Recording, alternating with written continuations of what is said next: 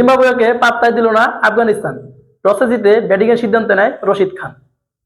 আফগানিস্তান খেলতে নেমে তারা 153 রান করেন, যেখানে শুরুটা ভালো করতে পারেন আফগানিস্তানের ওপেনাররা।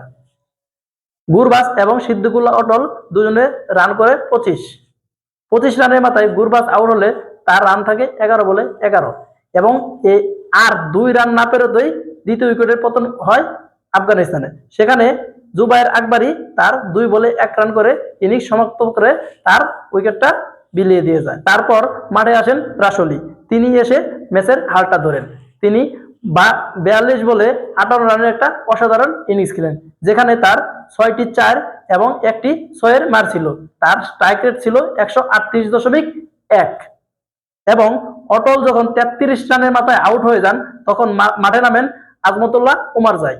তিনি করেন 23 বলে 28 রান। তার স্ট্রাইক রেট 121.78। দলীয় রান যখন 86, সেখানে তিনি আউট হয়ে যান। তারপর মাঠে নামেন মোহাম্মদ নাবি ম্যাচটা ভালো না করতে পারলেও কাজের কাজটা করেন গুলবাদিন নাইব। তিনি 21 বলে 26 রানের একটা ভালো ইনিংস খেলেন। এমনকি রশিলি তাকে নিয়েই ম্যাচটাকে লম্বা করেন এবং তাদের একটা বড় পার্টনারশিপ হয়, যা 52 এবং এই 52 রানের পার্টনারশিপে আফগানিস্তানের রান গিয়ে দাঁড়ায় 148 রানে যখন রশিলি আউট হয়ে যায় তখন মাঠে নামে রশিদ খান। তখন বল বাকি ছিল মাত্র 3টা। 2 বলে 3 রান করে রশিদ খান।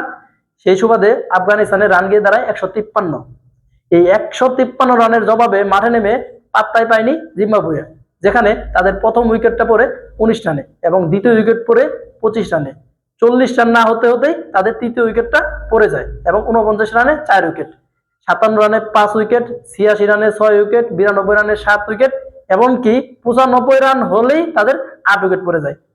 নবম উইকেটটা পড়ে তাদের 101 রানে এবং শেষ পর্যন্ত 103 রানে তারা 10 উইকেট হারিয়ে 50 রানে পরাজয় মেনে নেয় জিম্বাবুয়ে। আজকের ম্যাচের জিম্বাবুয়ের এই হারের পিছনে একমাত্র কারণ হচ্ছে তাদের কোনো বড় একটা পার্টনারশিপ ছিল না, যেখানে আফগানিস্তানের বোলারদের ক্রেডিট দিতেই হবে। কেননা রশিদ খান এবং নাবিউল হক তারা 3টি করে উইকেট পান। রশিদ খান 4 ওভার বল করে তিনি রান খরচ করেন মাত্র 20 রান এবং নাবিউল হক তিনি ছিলেন আরো মৃতব্যয়ী।